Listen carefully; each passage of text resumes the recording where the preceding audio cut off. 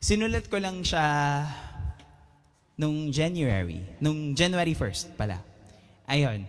So, meron po akong yearly tradition sa sarili ko na kapag January 1, ang paraan po ng pagsalubong ko sa bagong taon ay hindi po torotot, hindi po fireworks, hindi po lusis, hindi po pag-iingay, kundi pagsusulat ng mga tula na may kinalaman sa pagsisimula. That's how I welcome my new year. And sinulat ko siya pagka, 'di ba? Yung post fireworks, 'di ba, pag-iingay.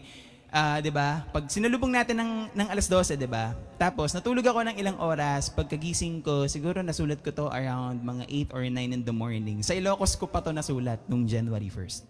So habang nagbabakasyon ako, nasulat ko ang tulang ito.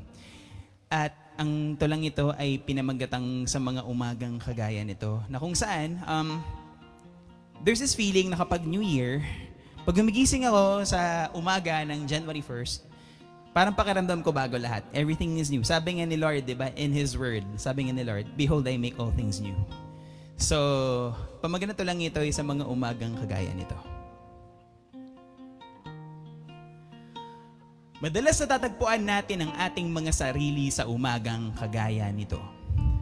Mga umaga na sa pagsikat ng araw ay hinahagilap ang mga aral ng araw ng nagdaan. Inaalala ang mga sandali na kung papaano ang ikinilos ng sarili, kung papaano nakapagbitaw ng bawat pananalita.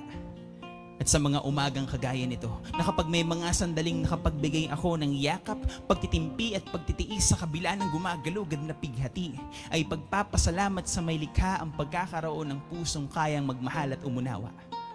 Ang magbigay ng walang kapalit, ang magalok ng yakap na maaring makapagbigay ng init, na kung may mga sandali man na nakatikim man ako ng pangaral, mga pagkalabit ng buhay sa mga bagay na nakakalimutan, mga oras na nakaranas ng kabiguan, ay mapupunan ako agaran ng pagtatala ng mga bagay na marapat na matandaan.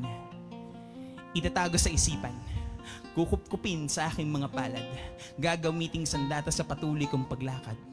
Patatawarin at papaalalahanan ng sarili kong naliligaw man, na may butil ng pagtitimpi at tiyaga sa bawat pagpiling ipanalangin ang mga nais, na iusal ang pagnanais na makausad sa ibig patunguhan.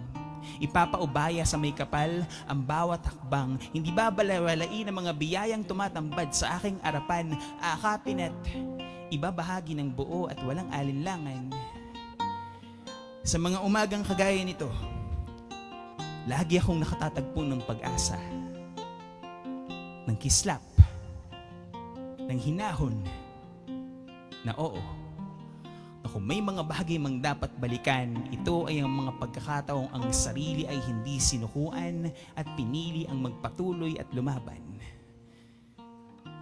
Na hindi kailangang mangamba, ipapaubaya sa tadhana at sa may kapalang lahat. Laging iisiping ang sarili ay mahalaga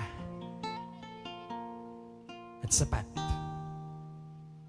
Maraming salamat.